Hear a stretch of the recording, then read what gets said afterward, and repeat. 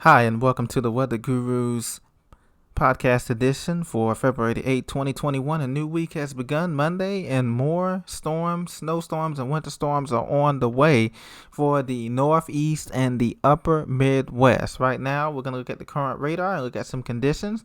But before, we're going to talk about some weather news, some national United States news in terms of the weather. And then we're going to come back and look at our weather picture for the upcoming days through Thursday of this week.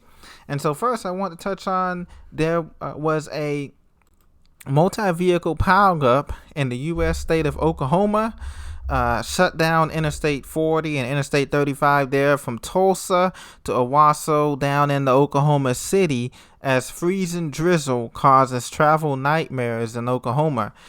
Freezing drizzle broke out in parts of Oklahoma, southern Kansas, and southwest Missouri, and the Oklahoma City Police and State Trooper Patrols stopped responding to non-injury accidents because there were so many calls. More than 80 car crashes were reported in and around Tulsa, Oklahoma as of 9 a.m. this morning, Central Time, and one person lost his life in a 7-vehicle crash in Guthrie, Oklahoma, the Oklahoma State Troopers said. So we had a 15-car pileup on Interstate 40 at Mustang Road, and then a second 25-vehicle pileup was reported an hour later on Oklahoma City Boulevard near Interstate 40 and St. Agnew Avenue, according to reports from the local channel KOKH out of Oklahoma City. And so this is just one of the treacherous things that we had because they had a sheet of ice. You have a 1/4 inch of ice that was extending into southern Missouri from Rolla, the Dropper, down into Tulsa and the Oklahoma City metro area. And it's just so much dangerous. You would much rather have it snow completely than to have it ice, as conditions during that time were the temperatures were in the upper 20s, 28 degrees from Tulsa to Oklahoma City and then southern Missouri. And it felt like with the wind chill in the teens, 15, 14, but you had this kind of freezing, misty drizzle that the radar didn't quite pick up on. It picked up on a few of the mixes, but unfortunately, when you're driving in those conditions, black ice can occur on those bridges and overpasses, and that's when we saw the majority of those crashes happening on those highways. And you know, when you're going 50, 60 miles an hour, you can't see the black ice on these glazed over surfaces, especially if there's freezing drizzle or freezing fog. And this is exactly what we had there in Oklahoma City along Interstate 40 and Interstate 35 and some of those icy roads and accidents. So please be careful. National Weather Service continues to issue winter weather advisories for Monday afternoon, Tuesday morning, as wintry precipitation will continue to persist in that area. So just something to think about there for our friends there in the middle of the country there. Now, as far as the current conditions go, we do have some snow showers in Chicago, Gary, Indiana, South Bend, southwest Lower Michigan, from Kalamazoo, Grand Rapids, all the way across to Detroit, into Cleveland, and down past southern Indianapolis, southern Indiana, down into just to the north of Louisville, Kentucky. Those areas, Springfield, Peoria, picking up a few inches, but this is light snow, and that's going to be heading up in addition to our storm that's coming. They should pick up anywhere from 1 to 2 inches of snow. So this is something that they can handle in Chicago and Peoria and Indiana and Cleveland and Columbus. Not much going on, but this is going to change. This pattern is going to continue. And then the second story that we have, of course, is the deep Arctic air coming into in addition to the parade of winter storms, this deep Arctic air that's plunging into the upper Midwest from Duluth, International Falls, Minneapolis, down into the Dakotas, Pierre, Bismarck, Omaha, Nebraska, and over toward Montana, Cutbank, Billings, places like that, down into Cheyenne and Casper, Wyoming. And it looks like Denver and the Rockies are going to miss out on this brittle cold air. And but those areas, as the polar vortex continues to extend, this is coming from the North Pole. This has traveled 3,500 miles into the United States. And this is where this cold air is coming from. And this is where it's going to be staying around through Thursday. So dangerous wind chill warnings extending from North Dakota along the Canadian border, down into South Dakota, down into Iowa, and down into St. Louis, who's going to be experiencing its coldest temperatures coming up this weekend on Thursday, Friday, Saturday in 100 years. St. Louis, Missouri is going to be experiencing its coldest temperatures in 100 years. And so I wanted to show you the setup for this current system that's going to come in here, this storm setup here. And what we're going to be having is, starting on Wednesday, the system is going to move out of the plains here, and it's going to be ejecting eastward here. I'm going to show you here on the radar here. On the current radar, we have the system in the Midwest that I'll talk about. We have the polar air in place. You need two ingredients: cold air and moisture. Well, we're going to have the jet stream dipping south, and then the subtropical jet is going to be meeting up with this to produce moisture in the mid-Atlantic. Now, this won't occur.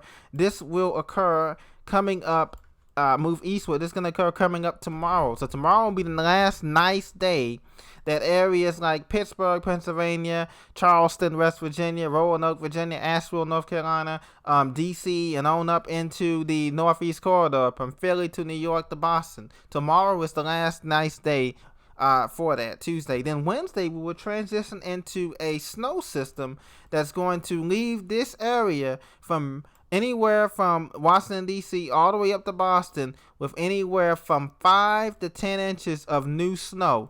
And this snowy period is going to continue to make an impact from Wednesday of this week all the way through Sunday of next week. So your Valentine's Day on the East Coast anyway, from D.C. up to Boston, is going to be snowy. Your President's Day holiday for those of the rest of the United States on Monday, that's 15th or 16th, is going to be snowy. So we can get 5 to 10 inches, 2 and 10 inches of new snow. A foot of snow is possible for areas from New York to Boston north here. That's where the sweet spot is. And this is not because we're getting a nor'easter coming off a classic setup on the benchmark. No, this is going to be system snow coming from a low pressure phasing or merging, coming out of the Midwest, and the same system that came out of the Rockies and merging eastward is going to meet up with some moisture that's coming up from the subtropical jet, the Gulf of Mexico, and that's going to provide all the fuel it needs to dump a lot of snow in some of these western mountains of West Virginia and Maryland and Pennsylvania and Alleghenies, and down into the Tug Hill Plateau and the Green and White Mountains.